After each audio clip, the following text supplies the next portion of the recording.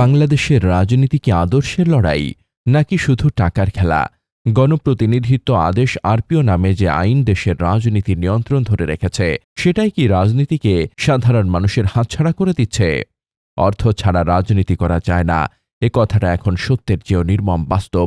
গণপ্রতিনিধিত্ব আদেশ আরপিও এমনভাবে গড়া যে কালো টাকা হয়ে ওঠে রাজনীতির জ্বালানি, আর রাজনীতি চলে যায় কালো টাকার আশ্রয়ে।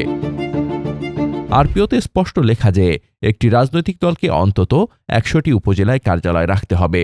১০০টি অফিস মানে ১০০টি অফিসের ভাড়া, অন্তত ১০০ জন অফিস স্টাফ কিংবা কম করে হলেও ১০০ ধরনের বিল ভাউচার।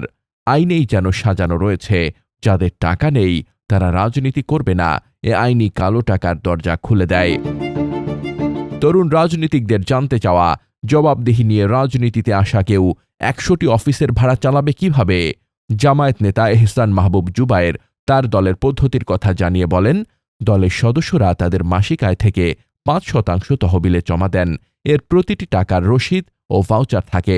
এটাই স্বচ্ছতার ভিত্তি। আমাদের টোটাল ম্যান পাওয়ার যে যতটুকু পারে দেয়, শুধু সদস্যরা 5% দেয়, এবং সেটা অবশ্যই যেটা বললাম, রসিদ ছাড়া কোনো আয় হয় না, আমাদের রেজিস্টার খাতা আছে। কিন্তু বিএনপি নেতা শামা ওবায়দ প্রশ্ন তোলেন, কেন শুধু রাজনৈতিক দলকে কাঠ গড়ায় দাঁড় করানো হয়? আমলা, সচিব, প্রশাসনিক অভিজাত শ্রেণীর যারা ক্ষমতা ভোগ করেন, তাদের দায়বদ্ধতা কোথায়? দলগুলোকে কাঠ গড়ায় দাঁড় করাচ্ছেন। লাস্টে আপনার সচিবকে ডেকে বলছেন যে আপনার আয় ব্যয়ের উৎস দেন। এখন প্রশ্নটা হচ্ছে, দায়বদ্ধতার পুরো কাঠামোটা স্পষ্ট কিনা? পর্যবেক্ষকরা বলছেন, বাংলাদেশে ১৬ বছরের ফ্যাসিবাদী শাসনে ব্যবসা ও রাজনীতির সম্পর্ক অসম্ভবভাবে বেড়েছে। ব্যবসায়ীরা বলছেন, রাজনৈতিক দলগুলোকে টাকা না দিলে ব্যবসা চালানো যায় না।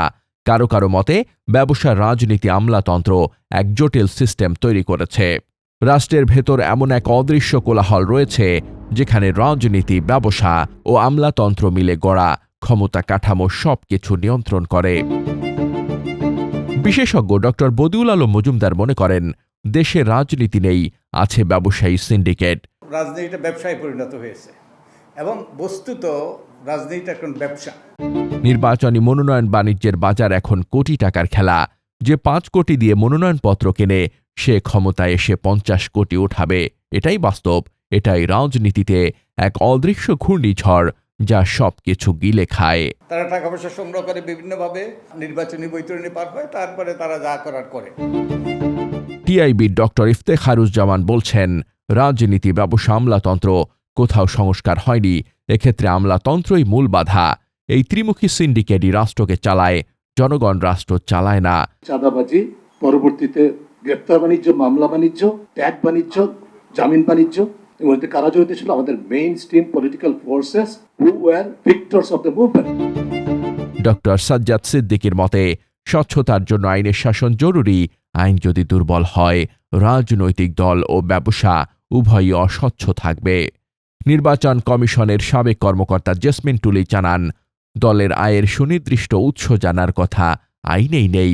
স্বচ্ছতার পথে বাধা শুধু রাজনৈতিক দল নয়, বাধা আইন, প্রতিষ্ঠান এবং ক্ষমতার অনিয়ন্ত্রিত প্রভাব। নির্বাচন কমিশনের সক্ষমতাও প্রশ্নবিদ্ধ। আইনের শাসন দুর্বল হলে স্বচ্ছতা আসে না।